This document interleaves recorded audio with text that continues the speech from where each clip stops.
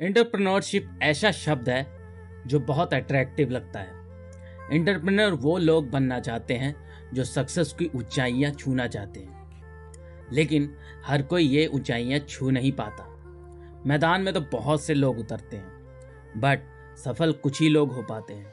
धीरू भाई अंबानी ने कहा था, सफल वो होता है जो वो जानता है जो बाकी लोग नहीं जानते। बिजनेस को बड़ा करने के लिए 4 इंपॉर्टेंट चीज़ों की ज़रूरत होती है: smart brain, smart plan, great team और पैसा। एंटरप्रेन्योरशिप एक पजल है जिसके सारे हिस्से आपके पास तो हैं, लेकिन सेट करना एक मुश्किल काम है। बिजनेस सबसे बड़ा असेट होता है जो आपको पैसिव इनकम जनरेट करके दे सकता है। आज के इस वीडियो में हम इस पजल को सॉल्व करने की कोशिश करेंगे और बताएंगे कैसे आप अपने छोटे से बिजनेस से बड़ा प्रॉफिट जनरेट कर सकते हैं। चैनल पे नए हैं तो चैनल सब्सक्राइब कर ले, क्योंकि ऐसी नॉलेज जो आपकी सक्सेस में आपको हेल्प करे आपको मिलती रहेगी। चलिए वीडियो स्टार्ट करते हैं।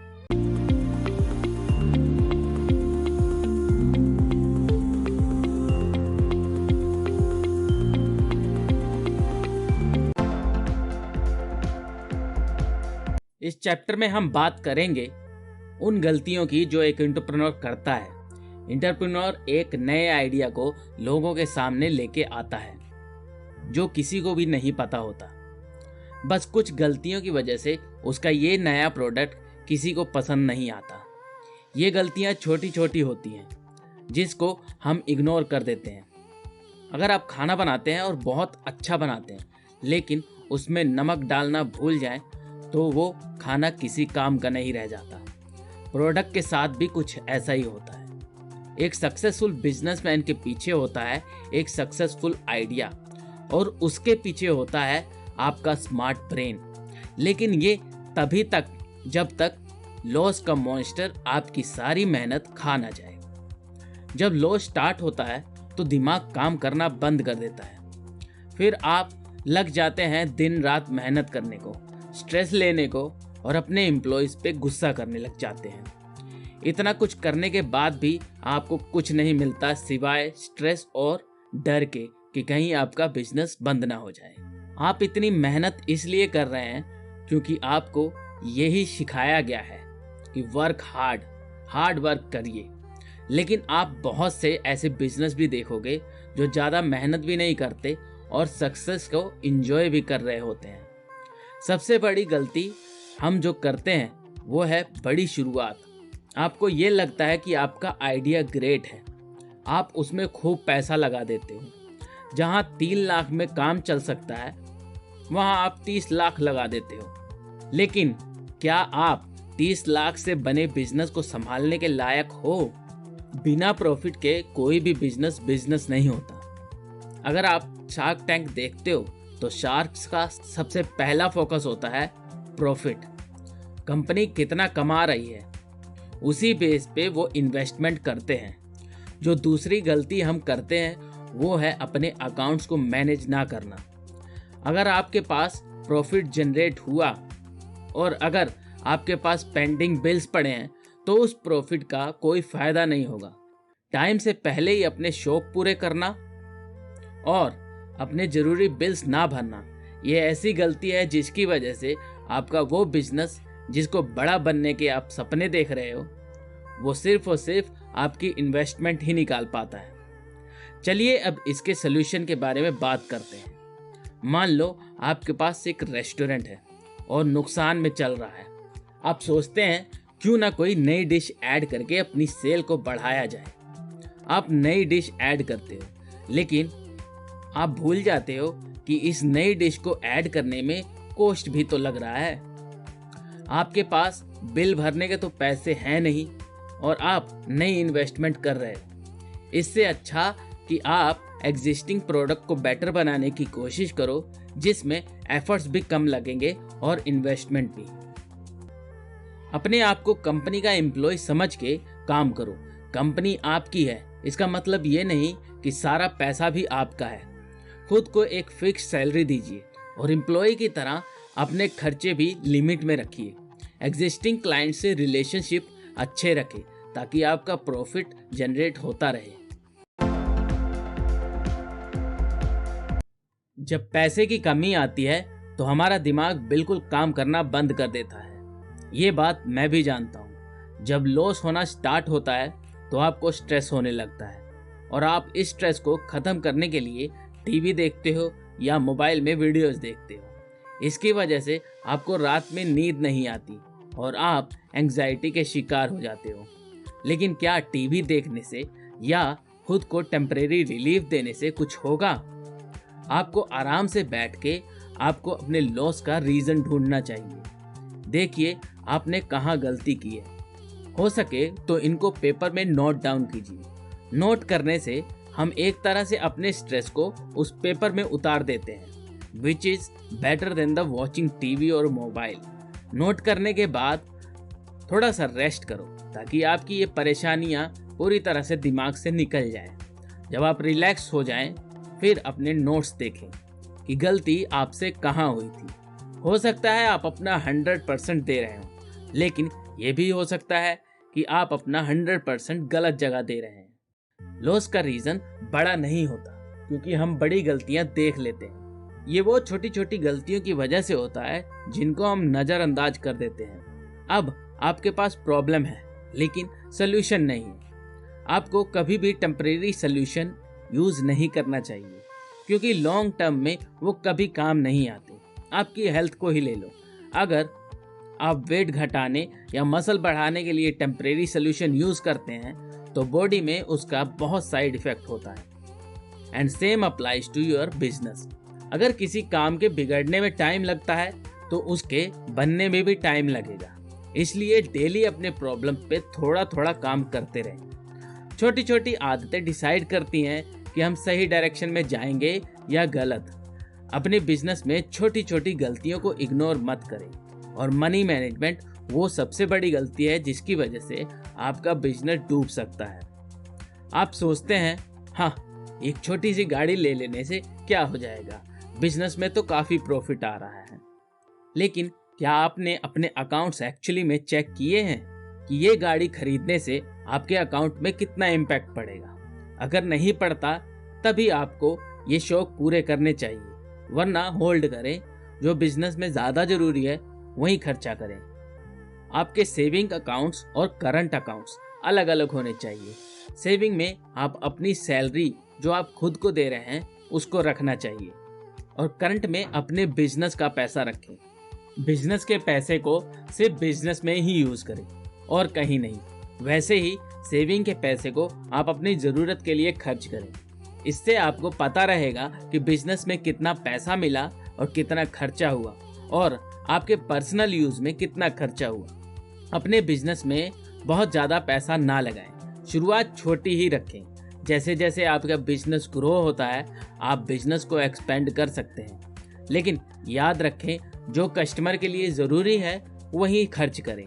ऐसा भी नहीं है कि आपने जो सोचा है वो सही ही होगा। जो कस्टमर की रिक्वायरमेंट है उसी पे पैसा लगाएं। अगर आप प्रॉफिट जनरेट करना चाहते हैं तो हो सके तो प्रॉफिट अकाउंट अलग रखें ताकि आपको पता हो कि प्रॉफिट कितना हुआ है और आप अपने बिजनेस को एक्सपेंड करने में उसको लगा पाएं। पैसा आते ही उसको डिस्ट्रीब्यूट कर दें अपनी सैलरी अकाउंट, सेविंग अकाउंट और प्रॉफिट अकाउंट में, और अपनी लागत को फिर से इन्वेस्ट कर दें।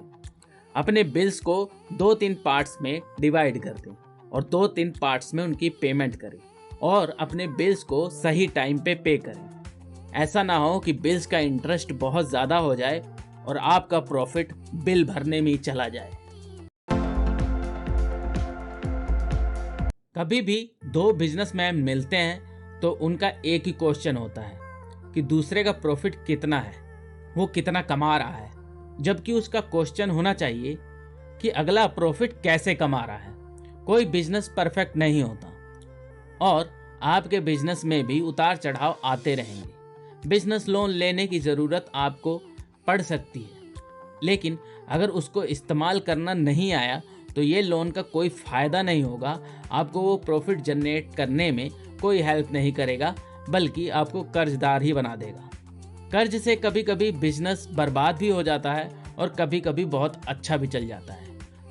लोन के पैसों को हर जगह ना लगाएं, सिर्फ वहीं लगाएं जहां आपको प्रॉफिट होने के चांसेस हैं। और जैसे प्रॉफिट आना स्टार्ट हुआ उस कर्ज को ख़त्म करने की कोशिश करें। ऐसा बिल्कुल मत सोचें कि लोन आप एक बार में ही चुका देंगे, क्योंकि उतना प्रॉफिट कमाने में आपको काफ़ी टाइम लगेगा, लेकिन आपका ब्याज तो बढ़ता ही जाएगा।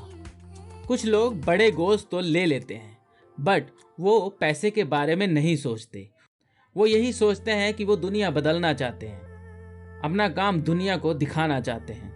पर ये बताइए कि आप अपना काम दिखाएंगे कैसे? किसी भी तरीके से दिखाएंगे तो आपको पैसा तो लगाना ही पड़ेगा। और अगर आप साइड बिजनेस कर रहे हैं और अपनी जॉब के पैसे बिजनेस में लगा रहे हैं तो आप कभी भी खुश नहीं रहेंगे, क्योंकि आपकी ज़रूरतें कभी पूरी नहीं हो पाएंगी।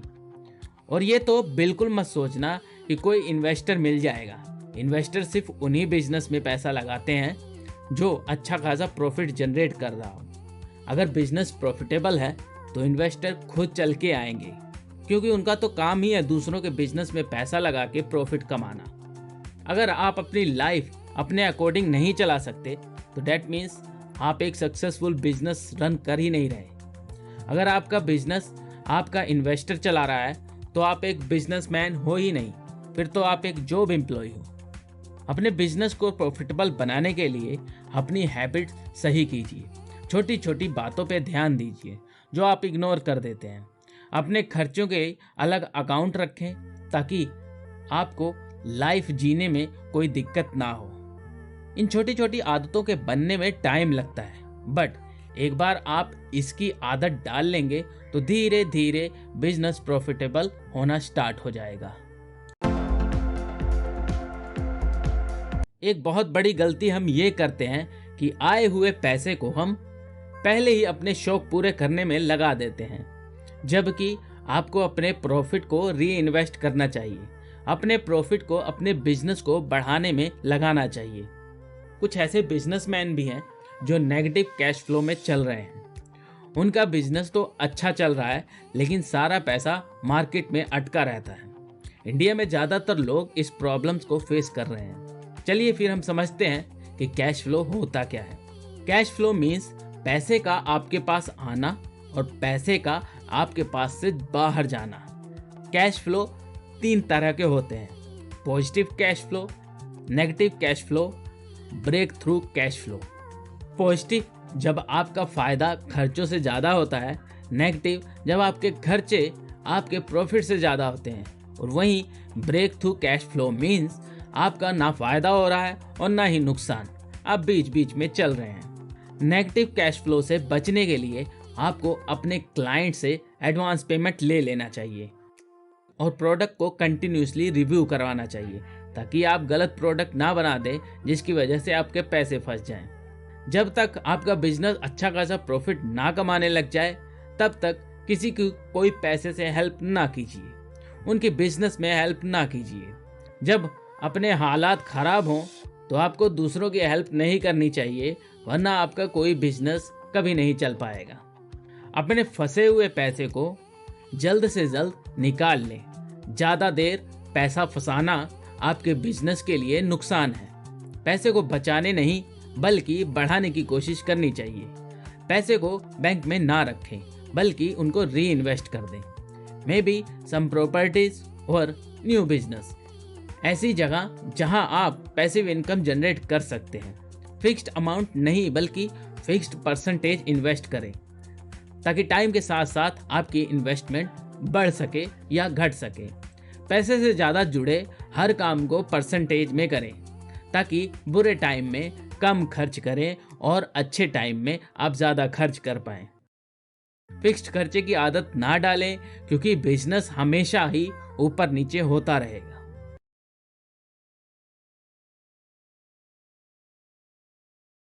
दोस्तों, अभी इस पार्ट में इतना ही। वीडियो काफ़ी लंबा हो रहा था, इसलिए इसका दूसरा पार्ट आपको अगली वीडियो में मिलेगा। अगर ये वीडियो अच्छा लगा है और किसी काम की नॉलेज मिली है तो इसे लाइक कर देना और शेयर कर देना, हो सके तो चैनल को सब्सक्राइब कर लें ताकि आपकी मैं बिजनेस में हेल्प कर सकूं। चलिए मिलते हैं अगले वीडियो में। Thank you so much for watching this video.